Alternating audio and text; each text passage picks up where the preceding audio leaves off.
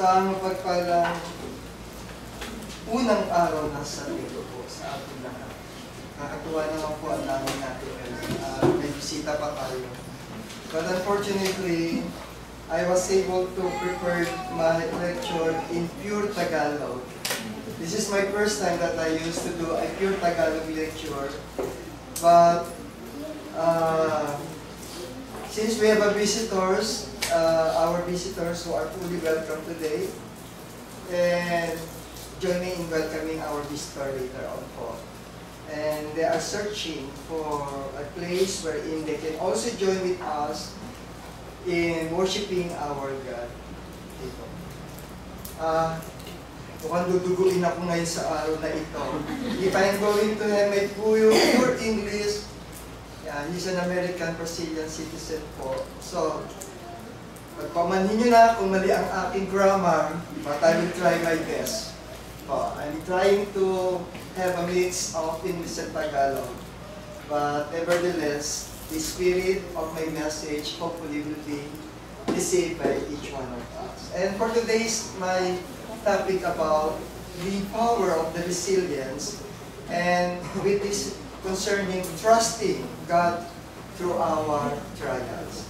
Ito po yung tinatawag natin sa Tagalog na kung saan yung kapangyarihan ng ating pagtitiis nang may katatagan sa ating mga pananampalataya at pagtitiwala sa Panginoon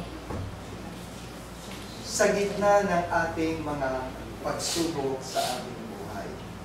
At marami po akong hinanda na kung saan ay ilang halimbawa, ilang mga katauhan or biblical person that they suffer a lot during their lives.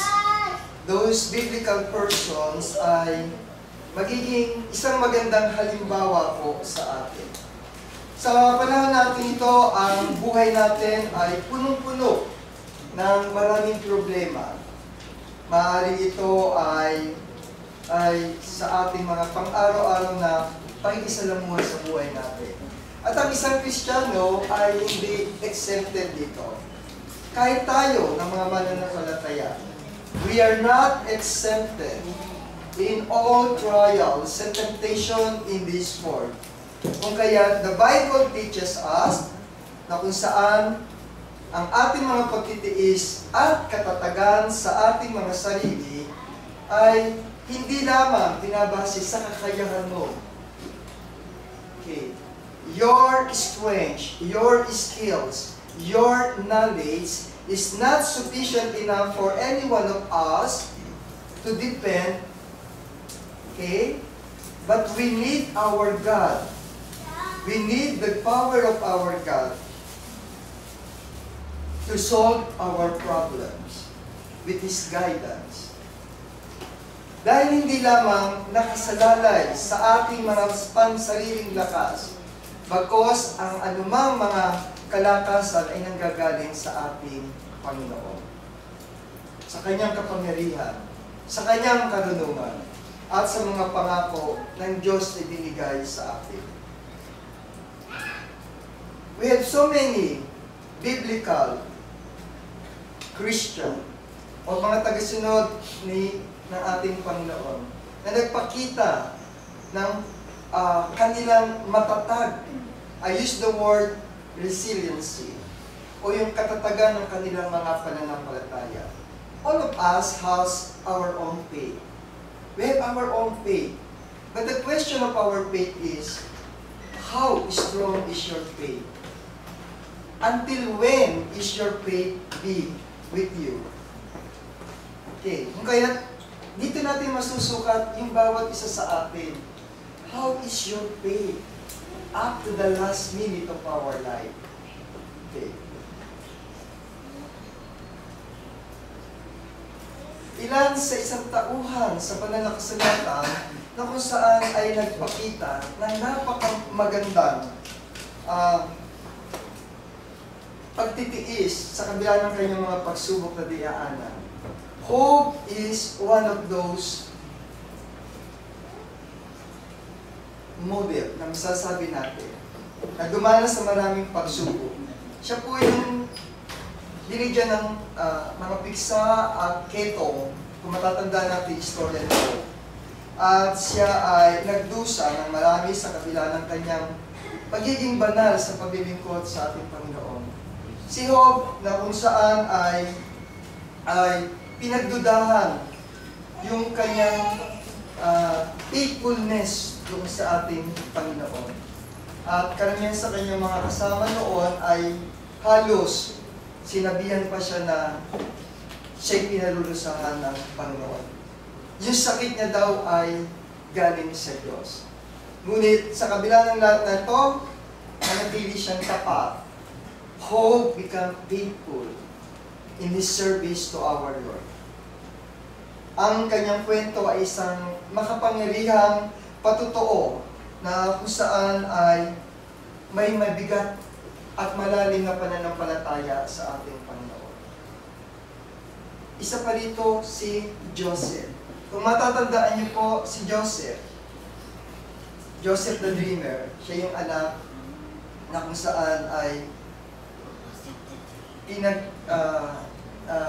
binenta ng kanyang mga kapatid at dinala sa Ehipto at doon ay binenta siya para maging alipin. Si Joseph the Dreamer ay siya po yung nakakabasa ng mga panaginip at nabibigyan niya ng interpretasyon yung mga panaginip na yun. Kung kaya, nung siya ay dinala at binenta ng mga kapatid niya para maging alipin, okay? Dahil sa inggit sa kanya po, ay naging alipin siya ng isang mayaman sa panahon na yon. Ngunit, sa pagiging alipin niya ay pinakulong siya, pinagdudahan siya, pinakulong ng may-ari o ng kanyang amo. Okay. At nung kalaunan ay marami siyang pinagdaan ng hirap sa kanyang amo. Ngunit siya ay napakawalan, and then, pagkatapos po noon ay, dahil sa kanyang kakayahan na mag-interpret ng mga panaginip, may mga lumalapit sa kanyang mga matatalinong tao at pinaka-interpret yung kanilang panalangin. Dahil sa kanyang kaalaman na ito, ay ginawa siyang isang tagapamahala sa Ehipto. At siya ay nakilala dito. At sa huli ay nagkabalikan sila ng kanyang mga kapatid. Nung kanyang mga kapatid na nagkamiliw sa kanya. Dahil nung panahon ng paghihirap na yon ay malaki ang naitulong ni Joseph para maibalik yung kabuhayan ng kanyang pamilya. With the story of Joseph, the dreamer, it is another inspirational how faith we should have with our God. That all problems that we encounter in this world, with the help of our God, is nothing impossible. Bigyan ko pa rin pa po kayo ng ilang mga katauhan. Dahil kasi itong mga tauhan na ito sa Bible po, ay maaaring ang kanilang mga istorya ay habang buhay. In all generations that we have, ay dadalhin natin ito bilang isang magandang example. Okay. Si King David of Israel. Alam niyo, istorya din naman po ito. Bigyan ko kayo ng konting background ng kanyang istorya. Siya yung pumatay kay Goliath ng kanyang kabataan. Okay? And he's guided by our God. At during that time ay nung napatay niya si Goliath ay sumikat siya. He became popular because he defeated a very strong person, okay, despite of his average people. And during that time, King Saul envied to him because of his popularity. And during that time, pinadampot siya, pinakulong siya, at siya ay hinanap upang siya ay pakulong. But David ay nagtago sa mga kuweba, sa mga ilang na lugar upang siya ay hindi mahuli. Dumating din pagkakataon na kung saan siya ay bumalik, ay naging hari siya sa Israel.